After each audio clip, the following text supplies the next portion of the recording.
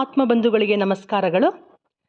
Masters, ಬೌದ್ಧ ಪೌರ್ಣಮಿಯ ಸಂದರ್ಭದಲ್ಲಿ ಪತ್ರಿಜಿ ಗುರುಗಳು ಗತಂ ಗತಃ ಎಂಬುದರ ಬಗ್ಗೆ ತಿಳಿಸಿದರೆ, ಬನ್ನಿ ಏನು ಹೇಳಿದ್ದಾರೆ ಅಂತ ನಾವು ನೋಡೋಣ. ಮೈ ಡಿಯರ್ ಫ್ರೆಂಡ್ಸ್, ಬುದ್ಧ ಪೌರ್ಣಮಿಯ ಈ ಸಂದರ್ಭದಲ್ಲಿ ನಾವು ಈಗ ಗತಂ ಗತಃ ಎಂಬ ವಿಷಯದ ಬಗ್ಗೆ ತಿಳ್ಕೊಳ್ಳೋಣ. ಬುದ್ಧಂ ಶರಣಂ ಗಚ್ಚಾಮಿ, ಧರ್ಮಂ ಶರಣಂ ಗಚ್ಚಾಮಿ, ಸಂಘಂ ಶರಣಂ ಗಚ್ಚಾಮಿ. ಬುದ್ಧಂ ಎಂದರೆ ಎನ್ಲೈಟನ್ಮೆಂಟ್, ಅಂದರೆ ಆತ್ಮಜಾಗೃತಿ. ಈ ಆತ್ಮಜಾಗೃತಿ ಎಂದರೆ ಜೀವನದಲ್ಲಿ ದಿವ್ಯಜ್ಞಾನ ಪ್ರಕಾಶ.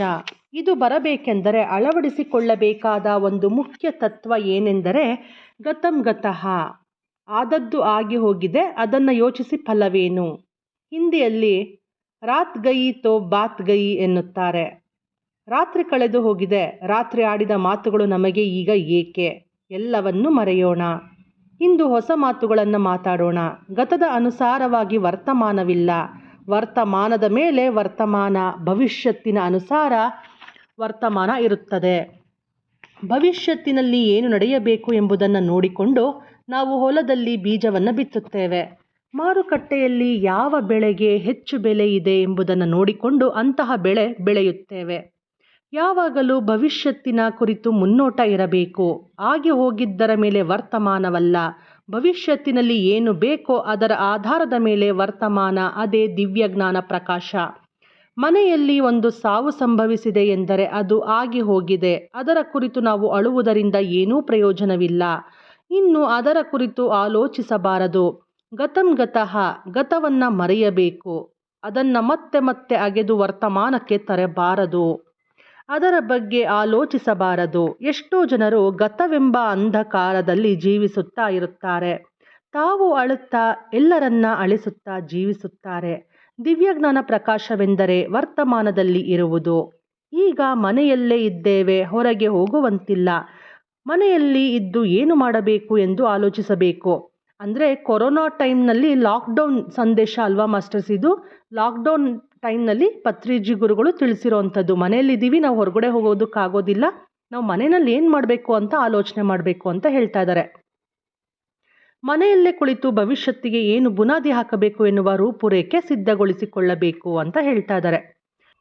ನಮ್ಮ ಪುಸ್ತಕದಲ್ಲಿರುವ ಗತವನ್ನು ಆಗಾಗ ಅಳಿಸಿ ಹಾಕುತ್ತಿರಬೇಕು. ಶಾಲೆಗಳಲ್ಲಿ ಒಂದೊಂದು ಪೀರಿಯಡ್ನಲ್ಲಿ ಒಬ್ಬೊಬ್ಬ ಟೀಚರ್ ಹಲಗೆಯ ಮೇಲೆ ಬರೆದು ಹೋಗುತ್ತಾರೆ. ಆಯಾ ಪೀರಿಯಡ್ಸ್ ಮುಗಿದ ಮೇಲೆ ಅದನ್ನು ಒರೆಸಿ ಮತ್ತೆ ಬರೆಯಬೇಕು.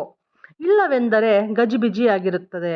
ನಮಗೆ ಇರುವುದು ಒಂದೇ ಮನೋಹಲಗೆ. ಆಗಾಗ ನಮ್ಮ ಪುಸ್ತಕವನ್ನು ಸ್ವಚ್ಛಗೊಳಿಸುತ್ತಿರಬೇಕು. ಇಲ್ಲದಿದ್ದರೆ ಮಾನಸಿಕ ಗೊಂದಲ ಶುರುವಾಗುತ್ತದೆ, ಮನಸ್ಸು ಅಸ್ತವ್ಯಸ್ತವಾಗುತ್ತದೆ ಮಾಸ್ಟರ್ಸ್. ಆಗಿ ಹೋಗಿರುವುದು ಪುಸ್ತಕದಲ್ಲಿ ಇದ್ದರೆ ಈಗಿನದು ಕಾಣುವುದಿಲ್ಲ. ನಿನ್ನೆಯ ವಾರ್ತಾಪತ್ರಿಕೆ ಇವತ್ತಿಗೆ ಉಪಯೋಗವಿಲ್ಲ. ನಿನ್ನೆಯ ಕಳೆದು ಹೋದ ಘಟನೆಗೆ ಚಿಂತಿಸಿ ಫಲವಿಲ್ಲ. ಹಾಗಾಗಿ ಮನೋಹಲಗೆ ಶುದ್ಧವಾಗಿರಬೇಕು, ಖಾಲಿಯಾಗಿರಬೇಕು. ಇದು ಪ್ರತಿಯೊಬ್ಬರಿಗೂ ತಿಳಿದದ್ದೇ, ಆದರೂ ಆಚರಣೆಗೆ ತರುವುದಿಲ್ಲ. ಪುಸ್ತಕವು ಖಾಲಿಯಾಗುವುದೇ ಧ್ಯಾನ. ಧ್ಯಾನ ಮಾಡುವುದರಿಂದ ಕಳೆದು ಹೋದ ಗತವನ್ನು ಮನಸ್ಸಿನಿಂದ ಹೊರಗೆ ಹಾಕಬಹುದು.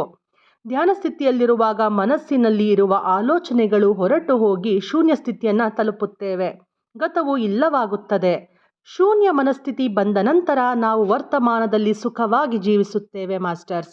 ಸರಿಯಾದ ನಿರ್ಧಾರಗಳನ್ನು ತೆಗೆದುಕೊಳ್ಳುತ್ತೇವೆ. ವರ್ತಮಾನವು ನಮಗೆ ಬಹುಮಾನವಾಗಬೇಕೆಂದರೆ ನಮ್ಮ ಪುಸ್ತಕ ಶುಭ್ರವಾಗಿರಬೇಕು ಮತ್ತು ಖಾಲಿಯಾಗಿರಬೇಕು. ಇಲ್ಲವೆಂದರೆ ವರ್ತಮಾನದಲ್ಲಿ ಅವಮಾನಗಳನ್ನೇ ಎದುರಿಸಬೇಕಾಗುವುದು. ಇಬ್ಬರು ಮಾತನಾಡುತ್ತಿದ್ದಾಗ ಒಬ್ಬನು ಹೇಳುತ್ತಿದ್ದರೆ ಮತ್ತೊಬ್ಬನು ಕೇಳಬೇಕು. ಆದರೆ ಅವನು ಗತಿಸಿ ಹೋದ ವಿಷಯ ಮತ್ತು ವಸ್ತುಗಳ ಬಗ್ಗೆ ಚಿಂತಿಸುತ್ತಿರುತ್ತಾನೆ. ಅವನು ಹೇಳುವುದು ಇವನಿಗೆ ಕೇಳಿಸುತ್ತಿಲ್ಲ. ನಾವು ಕೇಳುಗರಾಗಿದ್ದಾಗ ಗತವನ್ನು ಇಲ್ಲವಾಗಿಸಿಕೊಂಡು ಕೇಳಬೇಕು. ಅದು ವಿಧೇಯ ವಿದ್ಯಾರ್ಥಿ, ಜ್ಞಾನ ಪಿಪಾಸುವಿನ ಲಕ್ಷಣ. ಜ್ಞಾನಿಯು ವರ್ತಮಾನದಲ್ಲೇ ಜೀವಿಸುತ್ತಾನೆ. ಅವನ ವರ್ತಮಾನ ಚಿನ್ನದಂತೆ ಇರುತ್ತದೆ.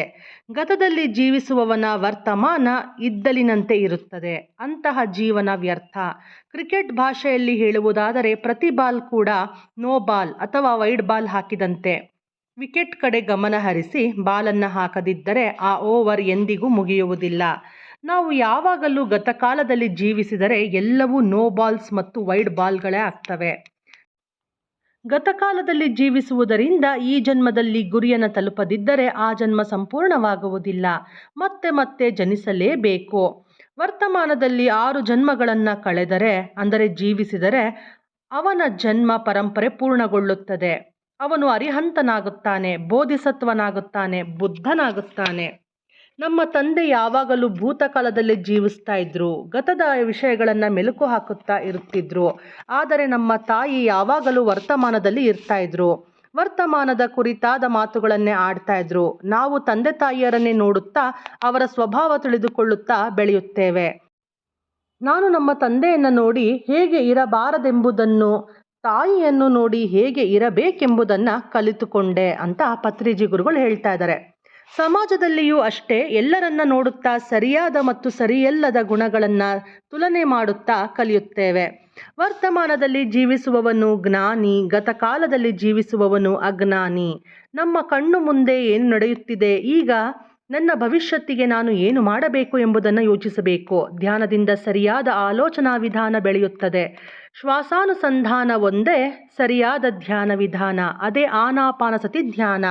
ಧ್ಯಾನವನ್ನು ಆಚರಣೆಯಲ್ಲಿ ಇಟ್ಟುಕೊಂಡಾಗ ಕೆಂಡವನ್ನು ಆವರಿಸಿರುವ ಬೂದಿಯು ಗಾಳಿಯಿಂದ ಹಾರಿ ಹೋಗುವಂತೆ ಮನಸ್ಸನ್ನು ಆವರಿಸಿದ ಅನವಶ್ಯಕ ಆಲೋಚನೆಗಳು ಓಡಿ ಹೋಗುತ್ತವೆ ಮಾಸ್ಟರ್ಸ್. ನಾವು ಧ್ಯಾನದಲ್ಲಿದ್ದು ಶ್ವಾಸದ ಮೇಲೆ ಗಮನ ಹರಿಸದೆ ಹಳೆಯ ಯೋಚನೆಗಳನ್ನು ಮಾಡುತ್ತಿದ್ದರೆ ಒಳ್ಳೆಯ ಯೋಚನೆಗಳು, ಆಲೋಚನೆಗಳು ಮನಸ್ಸಿನಲ್ಲಿ ಪ್ರವೇಶ ಪಡೆಯದೆ ಹೊರಟು ಹೋಗ್ತವೆ. ವರ್ತಮಾನ ಬಹುಮಾನವಾಗಬೇಕೋ ಅವಮಾನವಾಗಿರಬೇಕೋ ಎನ್ನುವ ಆಯ್ಕೆ ನಮ್ಮದು. ಒಂದು ಪುಸ್ತಕ ಓದುತ್ತಿರುವಾಗ ವರ್ತಮಾನದಲ್ಲಿ ಇರುತ್ತೇವೆ. ಒಂದು ಕೆಲಸ ಮಾಡುವಾಗ ಮನಸ್ಸು ಅದರಲ್ಲೇ ಕೇಂದ್ರೀಕೃತವಾಗಿರುತ್ತದೆ. ಉದಾಹರಣೆಗೆ ತರಕಾರಿ ಹಚ್ಚುವಾಗ ವರ್ತಮಾನದಲ್ಲಿ ಇರುತ್ತೇವೆ. ಖಾಲಿಯಾಗಿ ಕುಳಿತರೆ ಮನಸ್ಸು ಗತದ ಕಡೆ ಧಾವಿಸುತ್ತದೆ. ಸದಾ ಯಾವುದೋ ಒಂದು ಸತ್ಕಾರ್ಯದಲ್ಲಿ ತೊಡಗಿಸಿಕೊಳ್ಬೇಕು. ಧ್ಯಾನದಿಂದ, ಸಜ್ಜನ ಸಾಂಗತ್ಯದಿಂದ, ಸ್ವಾಧ್ಯಾಯದಿಂದ ಬುದ್ಧತ್ವ ಲಭಿಸುತ್ತದೆ ಮಾಸ್ಟರ್ಸ್. ಕರ್ಮಯೋಗದಿಂದ ಬುದ್ಧತ್ವ. ಪ್ರತಿ ಸ್ತ್ರೀ ತಾಯಿಯಾಗಿ ತನ್ನ ಮಕ್ಕಳ ಲಾಲನೆ ಪಾಲನೆ ಮಾಡುತ್ತಾ ವರ್ತಮಾನದಲ್ಲೇ ಜೀವಿಸುತ್ತಾಳೆ. ಗತದ ಕುರಿತು ಯೋಚಿಸುತ್ತಾ ಕುಳಿತುಕೊಳ್ಳಲು ಆಕೆಗೆ ಸಮಯವೇ ಇರುವುದಿಲ್ಲ. ಪುರುಷರಿಗೆ ಮನೆಯಲ್ಲಿ ಏನೂ ಕೆಲಸವಿರುವುದಿಲ್ಲ. ಸುಮ್ಮನೆ ಕುಳಿತು ಅವರು ನನ್ನನ್ನು ಹೀಗೆ ಅಂದರು, ಅವಮಾನ ಮಾಡಿದರು ಎಂದು ಯೋಚಿಸುತ್ತಾ ಗತದ ಬಗೆಗಿನ ಆಲೋಚನೆಗಳನ್ನು ಅಗೆಯುತ್ತಿರುತ್ತಾರೆ ಬಹಳಷ್ಟು ಪುರುಷರು. ಸ್ತ್ರೀಯರೆಲ್ಲರೂ ದಿವ್ಯಜ್ಞಾನ ಪ್ರಕಾಶವನ್ನು ಹೊಂದಿರ್ತಾರೆ.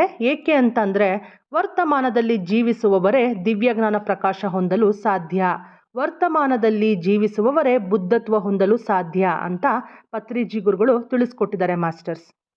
ಧನ್ಯವಾದಗಳು.